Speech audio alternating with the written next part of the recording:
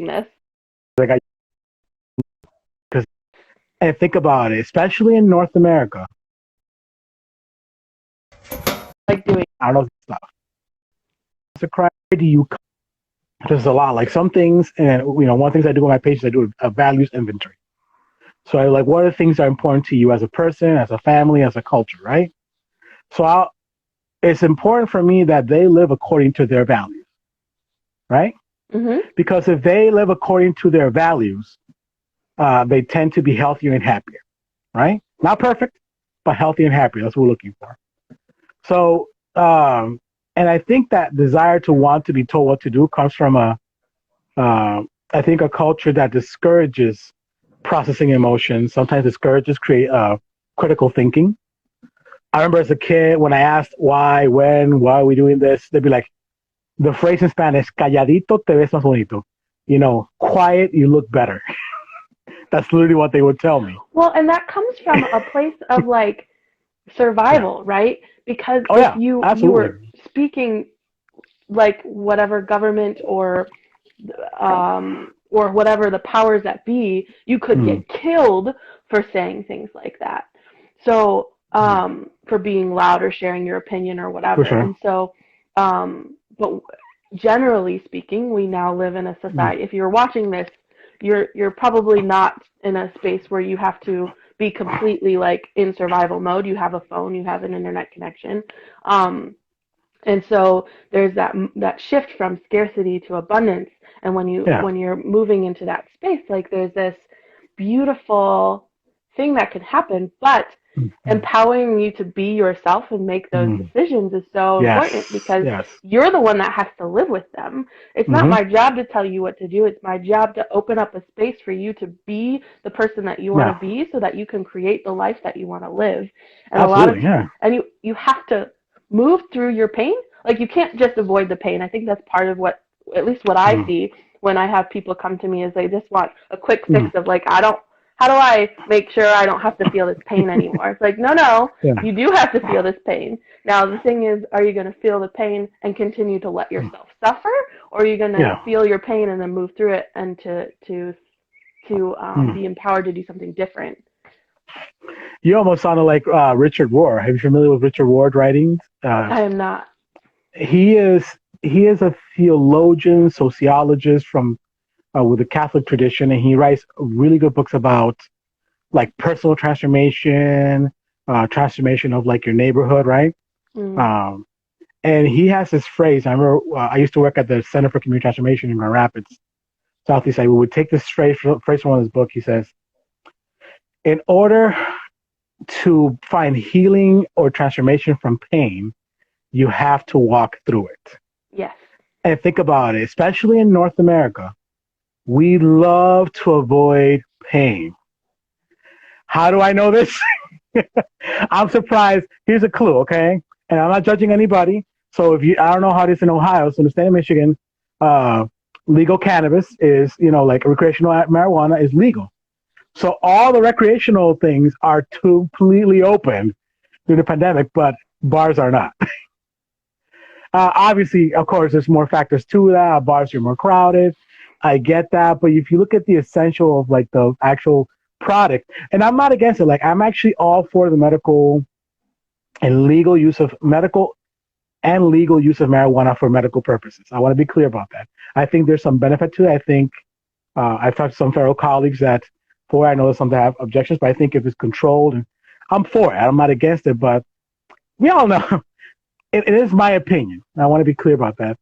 I have seen, in Grand Rapids, there's two major dispensaries that are around. I've learned because I deal a lot with addictions counseling, so all my patients that live in that realm and work in that realm, they tell me everything.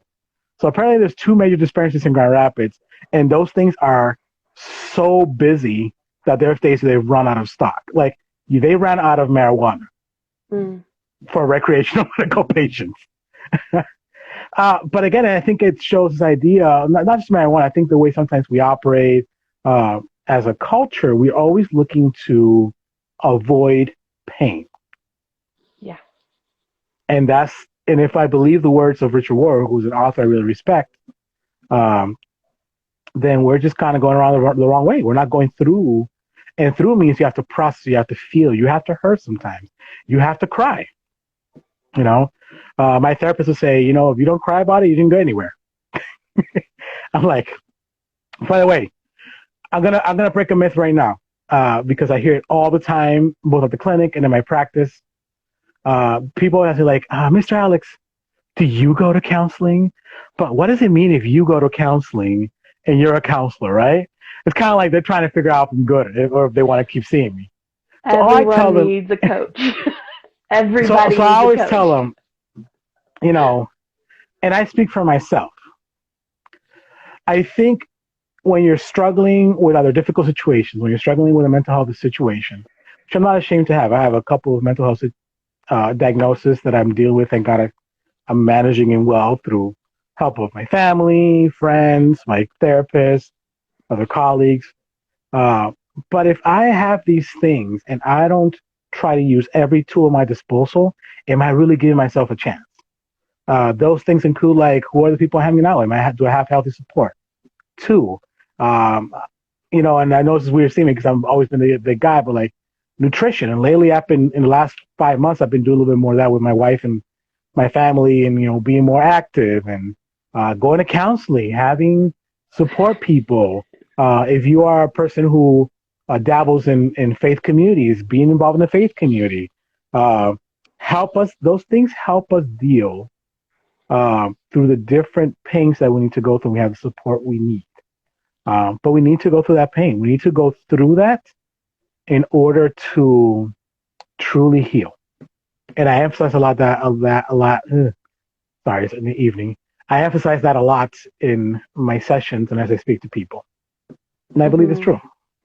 Yeah, you have to experience it, and it's actually a beautiful thing. Like I've been recently learning a lot more about grief, and I have learned to love my grief because grief can is a friend through whatever painful experience that I'm going through. Mm-hmm. So if I went through a breakup, that's generally the people that I've been Yeah. working with.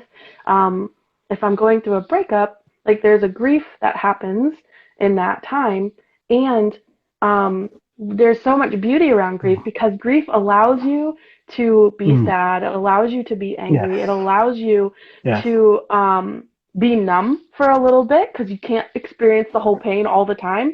And so there can be a beautiful balance of like Mm. being in that really deep, but then also allowing yourself to be a little numb so that you can get about through your day, and like that Mm. roller coaster of emotions that comes with a loss as great as a breakup. And Mm. we are not taught in schools how to deal with our emotions, period. But like Mm-hmm.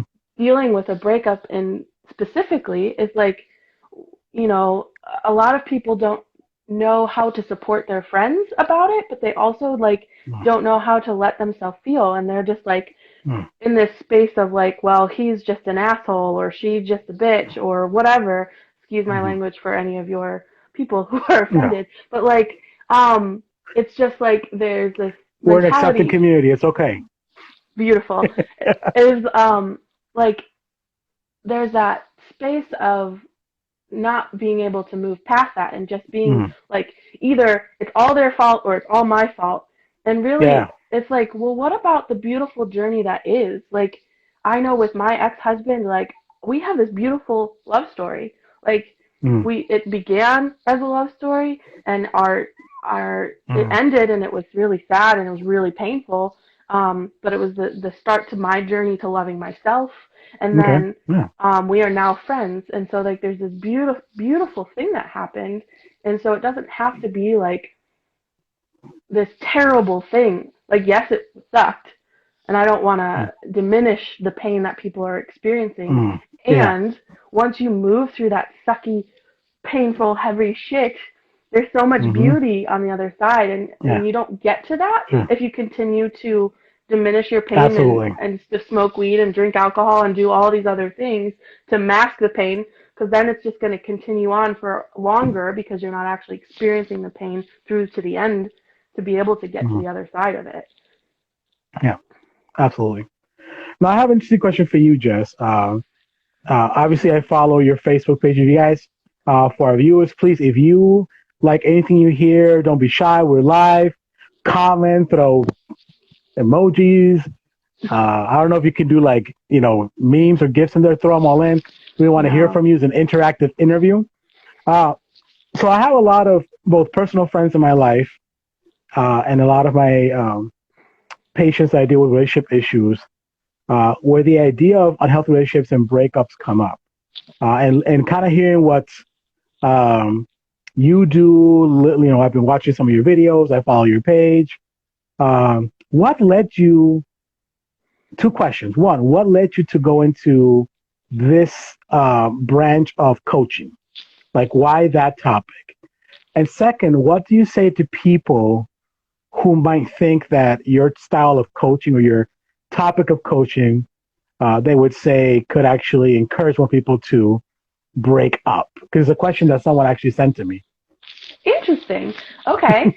So I Mm, got mm, into the world of this because of my experience, right? mm, Like I was married for 3.5 years and together with this man Morris for 5 years, mm, and and it was one of the most painful things that I had ever experienced, and it was something that I never thought would happen because I call myself a product of divorce. My parents are divorced, and it's mm, one of the most outside of my own divorce, that's the most painful experience I've ever had in my life. Is wow. that my parents got divorced when Mm, I was 12, and they mm, did not do it in a healthy way. okay. Um, and to this day, cannot talk to one another, and they've been divorced Wow. for Mm, oh, mm, almost 20 years. wow. Um, so it's been really interesting my journey through my breakup and noticing over the past 3 years what I did was I got help. So I ended up getting a counselor slash coach. She's kind of a Mm, hybrid. And then I went mm, to these different coaching seminars. And as I learned about wanting to be a coach in the first mm, place, I was yeah. trying to find the niche, right, of people that Mm, I would really want to work with. And yeah. Yeah. one of my coaches knew a little bit about my story. And she's like, well, would you want to help people who are going through breakups? And I was like, yeah, yes. It was like the light bulb turned on. I was like, of course, like that is something I'm very familiar with. That is something that I have the tools to help people with. And yeah, so that's something that is near and dear to my heart because I know how painful it Mm, is and I know the beauty that comes from the other side of it. And mm, so getting to help people and share that with them is that's awesome. fantastic. Yeah. Mm, And then so I'm not here to tell anyone to break up with their partner ever. If they want to break up with their partner, that's up to them. But like we were okay. talking about before, is I want to empower people to be in their truest self. So if for them being with the person that they're with is not um, it's not what they want, then they get out. Like I find that a lot of people just stay because they don't know anything else, Mm, interesting. uh, or they love them. And to me, like love is not enough. Like that's not. We don't need to live in this status quo. Like I desire for every single person Okay. to live an abundant life full of amazingness. And so if you're living in this life that's like, oh, this this is really hard and this sucks, and Mm, I hate this, like then why are yeah. you doing that? Like what do you actually want? And that Mm, question is key because I find that most people don't actually know what they want. And so mm, mhm, learning what you want is part of that process. We are like yeah. almost designed as robots in the romantic Yeah. world because Mm, like love the way that it is now is actually relatively new, right? Like we used love was because of survival. Like men and women got married mm, because of society and they were arranged marriages and that's how people lived is because they needed you needed to be able to produce more children so that they can yeah. take care of the farm or whatever the hell that was happening. And so this idea of marrying for love or being in a relationship for love Yeah. is a relatively new thing. But we are still living in that kind of survival mindset and bringing it Mm, into a society where we can actually do whatever we want. But we're mm, still living in a space where we're not doing what we want and we're just doing what society told us to do, or our mm-hmm. parents told us to do, or Yeah. what we think we're supposed to do. And I say, fuck supposed tos, fuck Mm-hmm. shoulds, fuck whatever like you think you have to do, and like Mm-hmm. really come into yourself and decide what you want. What is it that you Mm-hmm. want? And not just like oh, I want some ice cream. Like what would be fucking Oh, but amazing? ice cream sounds good right now. I'm not gonna lie. Yeah, it's been on my brain for a minute. I want Yes. ice cream. But So shout we out to the are, people who are joining us. If you want ice cream, put it up there. Maybe someone will donate ice cream to us. I'm a Moose Track fans or a peanut oh butter yes, cup. yes, Yes. yes. Yes. Allison If asked you a really want to good show me question. love, oh, go ahead. I Wait, let said, me say this first. yeah, Let me say this before. If you know me and you ever want to show me love, anything with peanut butter cup will get you straight into my heart. Just excellent, putting that out there. Just putting that out there. excellent. Go ahead, So girl. Allison just asked a question: is abundant, wonderful life available to everyone? Yes, Mm. yes, yes, yes. Ah, yes, abundant Yes. life is available to everyone, and we are programmed to think, to live Mm. at the status quo. And like, Mm. if I have a job and I can pay my bills and I Mm. have a spouse and some kids, then that's good enough. Fuck that. Like, I want to live an amazing life, like Mm. full of abundance and like that is speaking to my soul. And almost every like the more that I tap into that, the more that you Mm. see the joy that is radiating out of me right Oh, now. I It's can like see it. I feel it. I feel it, girl. yes. And because I'm choosing into that abundant life, I'm choosing in to create the life that I want Yeah. to live. And it has taken me some time to get to this place because Mm. I've had to do a lot of reprogramming because, I grew up in the Christian church. So Mm. divorce was not allowed. That was part of my pain when I got divorced was like, this is not okay. I'm not allowed to do this. God is going to hate me or whatever I was thinking at the time. And I Yeah. actually have a tattoo on my shoulder that says, nothing is permanent. Everything will be. Because Oh. that is the Oh, hold on, hold on. reality. I can say that one more. Say it one more time. Nothing is Nothing permanent. is permanent. Everything will be. Mm. I felt that. I felt that deep. Yeah. I had to think about it And for a second now. All right, Kyle, sorry, keep going. That hit me. That hit me hard. yeah, nothing is permanent, Yeah. right? Like we're all gonna die. That's just the reality. What? We don't know when or where. We're all gonna die, and relationships begin and end, and there are reasons for their beginning and end, and some are shorter, some are longer, and they're all there for a reason.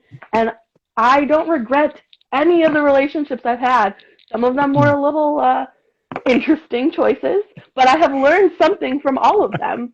And so I don't regret marrying Morris at Mm. all. In fact, like I have like this deepest gratitude for him because I know part of our connection was helping me get to where I am now because he was the Okay. one that helped me start questioning my programming.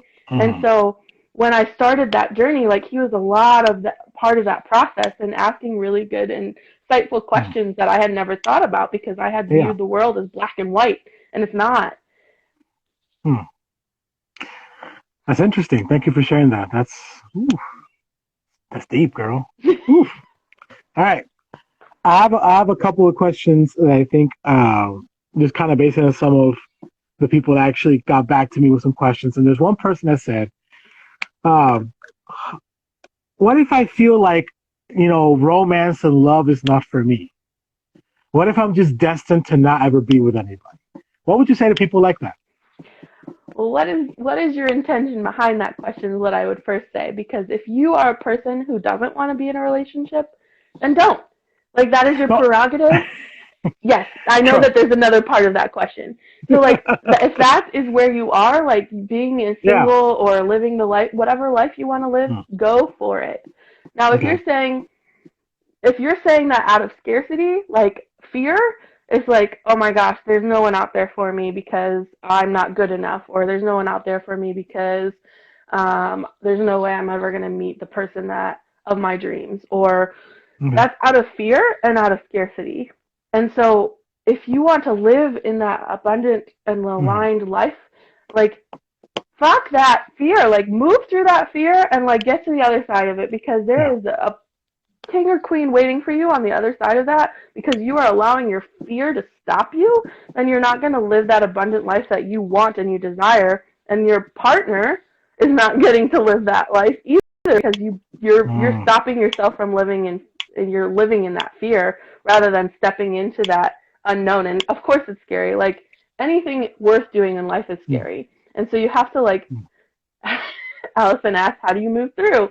So moving through fear is like Shout out to Allison for asking all the tough questions. Woo! And to my man oh. Wyatt, I just want to say publicly that Wyatt, my friend Allison's husband, and I, we have a very active bromance, Hell uh, yes. revolving around board games, single, not single much. We do like Scotch whiskey, but Allison, bourbon. don't you dare stop.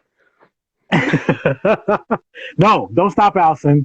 Don't stop asking questions. We need them for this interview, baby. I miss, yo, if there's anything I miss more besides dancing, is karaoke. Oh, I miss karaoke. It I is miss not the same to do it at your Norebang. house. Huh? I miss What's that? Norebang, which is What is that? I lived in South Korea for a year, so it's Oh, karaoke cool, cool, in cool. South Korea, but it's different in the fact that you rent a room with your friends, um, and you can bring in alcohol or whatever you want, and like there's couches and stuff, and you have a remote, and you like just sing, and it's So, amazing. South Korea, part of my bucket list. Got it. Let me know when you go, because I can tell you all the things you need to know. I have like a crew I'm gonna go with. There's like 4 or 5 people I'll go with that we have playlists for our playlist for karaoke. We're kind of obsessed. I Okay. love karaoke so much. Okay, next Dis- time I'm Disney in Grand movie Rapids, songs. that's what we're Yes. doing. When you come to Grand Rapids and everything's open up again, we'll go karaoke. We do a lot of Disney songs. Like A Whole New World is my jam.